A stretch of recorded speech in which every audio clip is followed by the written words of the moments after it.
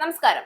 ശബരിമലയിൽ സ്വർണ്ണക്കവർച്ച കേസുമായി ബന്ധപ്പെട്ട് SIT ചോദ്യം ചെയ്ത ഡി മണിയും സംഘവും കേരളത്തിൽ ലക്ഷ്യമിട്ടത് 1000 കോടിയുടെ കൊള്ളയാണെന്ന സൂചനകൾ പുറത്തു വരുമ്പോൾ അത് ഈ കേസിന്റെ ഭയപ്പെടുത്തുന്ന വ്യാപ്തി വെളിവാക്കുകയാണ്. കേരളത്തിന്റെ ആത്മാവിനെ നടുക്കുന്ന മുന്നറിയിപ്പാണ് പുറത്തു വന്നതെന്ന് വേണം പറയാൻ.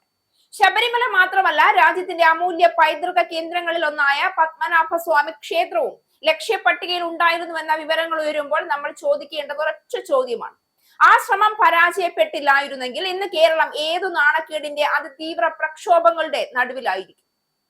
ശബരിമല സ്വർണ്ണക്കൊള്ളയിലെ അന്വേഷണം ഒടുവിലെത്തുന്നത് ശ്രീ പത്മനാഭസ്വാമി ക്ഷേത്രത്തിലേക്കും കൂടിയാണ്. പ്രവാസി വ്യവസായി നൽകിയ മൊഴിയുടെ പുതിയ വിശദാംശങ്ങൾ ഭക്തരെയും പോലീസിനെയും ഞെട്ടിക്കുന്നതാണ്.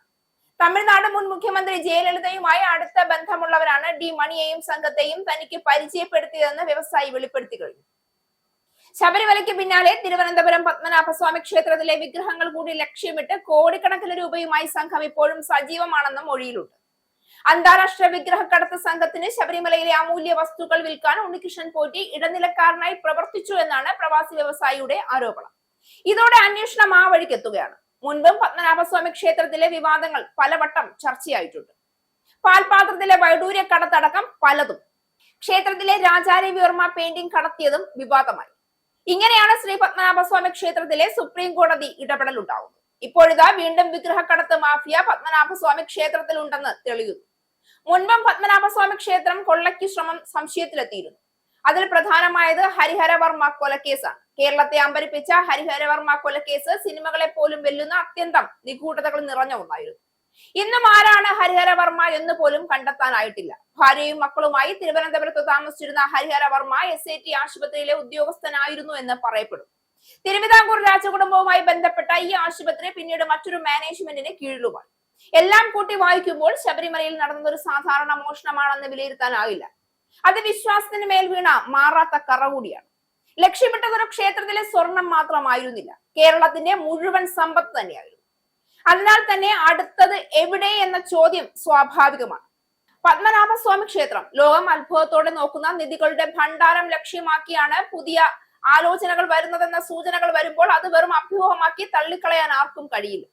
ചരിത്രം പഠിപ്പിച്ച ഒരു പാഠമുണ്ട്: സത്യമറിയുമ്പോൾ തുടരുന്ന നിസ്സംഗതയാണ് കവർച്ചക്കാർക്ക് ഏറ്റവും വലിയ സഹായി എന്നത്. പത്മനാഭസ്വാമി ക്ഷേത്രത്തിലെ സ്വർണം ആരുടേത്? ഒരു സർക്കാരിന്റേതോ ഒരു കാലഘട്ടത്തിന്റേതോ അല്ലാതെ തലമുറകളിലൂടെ കൈമാറപ്പെട്ട ഒരു സംസ്കാരത്തിന്റെ സ്വത്താണത്. അതിന്റെ സുരക്ഷ ചോദ്യം ചെയ്യപ്പെടുമ്പോൾ അത് നിയമവ്യവസ്ഥയുടെ പരാജയം മാത്രമല്ല, ഭരണ നൈതികതയുടെ പരീക്ഷണവുമാണ്.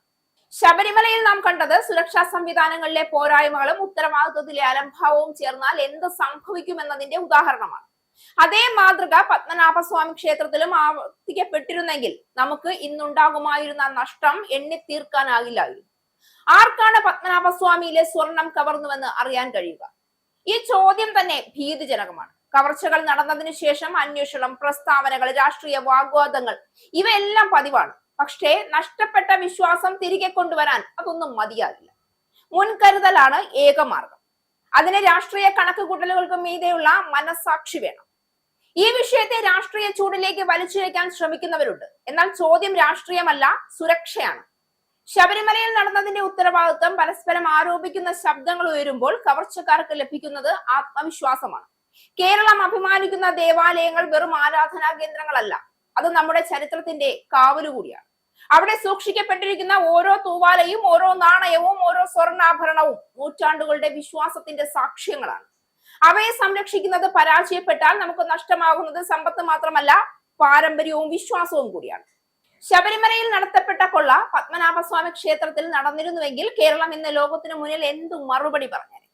ഈ ഘട്ടത്തിൽ നമുക്ക് വേണ്ടത് ശക്തമായ, സുതാര്യമായ, രാഷ്ട്രീയ നിരപേക്ഷമായ സുരക്ഷാ സംവിധാനങ്ങളാണ്. ശബരിമല നമ്മോട് പറഞ്ഞത് ഒരു മുന്നറിയിപ്പാണ്: പത്മനാഭസ്വാമി ക്ഷേത്രം അതിന്റെ അടുത്ത അധ്യായമാകരുത്. വിശ്വാസത്തിന്റെ സ്വർണം കാക്കാൻ വാക്കുകളുടെ ശബ്ദമല്ല, പ്രവൃത്തികളുടെ കരുത്താണ് വേണ്ടത്. ഇന്ന് നാം ചോദ്യം ചെയ്യാതെ മൗനം പാലിച്ചാൽ നാളെ നഷ്ടപ്പെട്ടതിനെ കുറിച്ച് വിലപിക്കാൻ പോലും സമയം കിട്ടാതിരിക്കും.